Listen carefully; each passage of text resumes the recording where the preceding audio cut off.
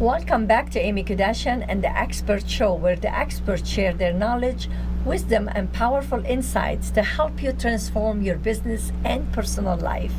This show is about real world education and beyond. I have my wonderful guest. This is the second time she's been on my show, and her name is Bonita Faye. And we are going to talk about how to overcome an unbelievable situation. I really encourage you, if you haven't watched her first segment, to go back to akexpertstv.com and watch her first segment. Then you can understand where she's coming from. And we will recap a little bit about the first segment, and we're going to go straight to the story again, because you have a powerful story. It's gonna give people hope and let them know that your life is not over when the time you just think your life is over. And welcome back. Thank you for having me. It was great having you, and we really get a lot of people were interested to hear about your story, and they're like, when you're gonna interview her again. So thank you. It was nice having you. Tell us a little bit about your story. Just recap the chapter, like the first segment we had. Okay, First time. absolutely. In 2002, I was living in Milwaukee, Wisconsin, and I had a severe back injury that left me unable to work. I had exhausted my workers' comp, didn't qualify for unemployment.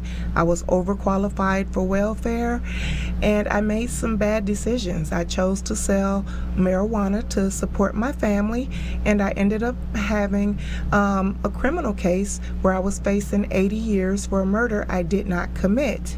And that's kind of where we left off with the last time. Yes, and then the mistake you did, because you couldn't feed your kids anymore because you were not able to get any welfare. Correct. And it wasn't because you were lazy, you were injured. Correct. And you couldn't work. Exactly. You just couldn't work, and you had to find a way to make a living. Yes. Now, for everyone to understand that you were smoking some marijuana before your injury, Correct. which you admit that. I do. And people do mistake, and people do things, and some people addicted to different things. But it doesn't make you be a bad mother, or you were working hard. You had a good credit at work. But when you get injured, then this is where it all started. Yes. Now tell us what happened and how you were in jail. What happened there? When you went there, you were shocked. They took kids away from you. Yes. And where you were in your mind. Tell us a little bit about that experience. That's a great question. In my mind, Amy, I thought my life was over. I actually tried to kill myself. I remember climbing up on the desk and tying the sweater around my neck. Ooh. Wow. It's it's very vivid for me. Wow. Well, first of all, you lost your kids. Yes. You lost your hope. Yes. There is no more opportunities for you. Yes. And just one bad decision you made. Well, in a way, you were kind of forced to do that decision because you have to feed your kids. Absolutely. And it doesn't make it right, and I make no excuses for it. I absolutely own and accept that at that point in my life, I made a bad decision. However, I like to think of my story as a testimony, because had I not gone through that storm, I wouldn't be where I'm at today and who I am today. The key is to allow yourself to go through the storm. Yes. Because so many people, they end up committing suicide, not allowing themselves to go through it because they lose hope. Absolutely. That's the key, is don't lose your hope. That's what this show is all about, to help you in so many different ways, if you recognize every show. So what we're telling you here, this is very important what you just said. Yes. Allow yourself to go through the storm. Absolutely. So then why did you change your mind not to kill yourself, and what happened? God sent me a vision. I had a very vivid vision of my great-grandmother, and she was telling me that everything was going to be okay. I had the dream about 2 weeks prior, and I didn't know what it meant. And you're like, how this can go okay? I'm in jail. I don't have my kids. Right, but she told me it was going to be okay. Wow. And so at that point, when my great-grandmother was speaking to me, I climbed down off the desk. And Wow. there was a sense of peace that came over me, that it wasn't going to be that serious where I had to end my own life. When you hear that you're facing 80 years, Oh, yeah. and Wisconsin is a truth in sentencing state, 80 years means every day of 80 years. Wow, it's like there is no parole or There is or no anything, parole board or in Wisconsin good anymore. behavior or anything. No. Well, even if you do, your life is over. Yes. Yeah, even if you go 40 years, your life is over. Yes. Right? When you come out society, they don't give you opportunity. People are doing nothing wrong, and we have hard time really to. Some people I know, they have hard time finding a job.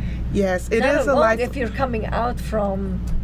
jail. It's really a lifelong sentence. Yes. When you're an ex-offender. So then what helped you to have that patience to believe that everything's gonna be okay? Besides your grandma, you just believed it? Well, I prayed to God, and one of the things people always say is, why do people in jail always turn to God? It's because you have no one else. You're at your lowest and you're at your worst. Your mother can't help you. You can't call your father. You have nobody left to call on but God.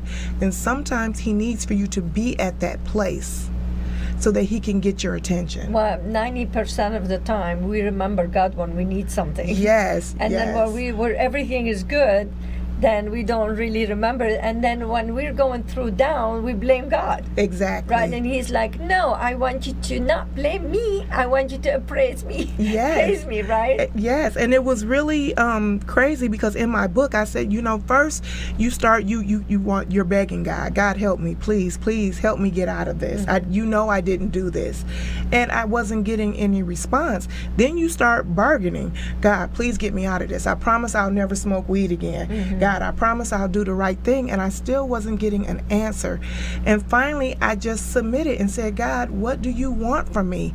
And clear as day I heard an answer that said, plead guilty. Wow. And I thought God had lost His mind along with me. I thought we was all crazy. I'm like, no, you don't plead guilty to 80 years. Okay, so we're going on very short commercial, and when we come back, we're gonna see how she's sitting here after she was going to go for 80 years, right? We'll be right back. Are you frustrated and wasting time searching for high-quality education and entertainment and not finding it? Stop wasting your time. We've got your solution. Our 3 dynamic and unique online TV shows provide you with high-quality and easy-to-find content. Everything from business skills and self-development to book and movie reviews and everything in between. At akexpertstv.com, you'll find high-quality experts in their field in one place at no cost to you. Visit www.akexpertstv.com today. Okay, we are back, and we are back to ask you questions. Yes. 80 years, they're telling you you're going to jail for 80 years. Yes. And you're bargaining with God now. Yes. Tell us more. So I went to sleep. I woke up and I said I needed to be obedient. So I walked up to the officer's desk and I asked to speak to my lawyer, and I called him and told him I wanted to change my plea to guilty. Wow. And to my surprise, the homicide charge had already been dropped. I thought I was pleading guilty to homicide, but it had already been dropped, and instead I was charged with conspiracy with intent to deliver or possess marijuana and theft from a corpse. And so I ended up doing 2 years on each count. And they ran concurrent, so I did 2 years inside total. Well, that's nothing compared to 80 years. That's nothing compared to that. You're like, amen to that. Yeah. I'll take it. Yes. I'll take it and be happy with it. Yes. Because, it could take you years before they even... Okay, so did you keep relationship with your kids? What happened there? By the way, she had 6 kids, okay? Yes. God bless you. 3 biological and 3 adopted children. I was able to keep a relationship with my biological children through a program called St. Rose Youth and Family Services. Okay. They brought my children to visit me every weekend. They arranged for individual counseling and also family counseling with my daughter. I just started signing up for everything that I thought would help me. If the prison offered it, such as parenting, anger management, drug and alcohol classes, I volunteered to take it. I took over 23 programs and completed them. Nice, because you were so focused on Yes. you want to get out and you want to be a good citizen again, like you used to be. Yes. And you passed the bullet. Yes. You're like, I passed the bullet. I'm gonna do everything I can here. Okay. And then, what happened to your adopted kids? They kind of they struggled. It was very hard for them. They were older, so they went to stay with some of their family members. But I have to tell you, Amy, one of the saving graces for me was that I stopped lying to myself and I signed up for my high school diploma while I was in there. Nice. Everyone thought I had it and I didn't. And so I started just working on myself from the inside. Mm-hmm. And that's why the title of my book is called Guilty, the Inside Truth. But you know, God was working Oh, he was through working inside, miracles. right? Yes. That is a miracle because He allowed you to say, "I'm guilty," and you weren't guilty about killing somebody. But it's just amazing how much, God really loves us and helps us when we come and say, "You're the boss." Yes. You are the boss. Yes. And that's just amazing. Now, when we come back, I want you to share with us what happened when you got out and how you really have now you're navigating your life. So we'll be Okay. right back.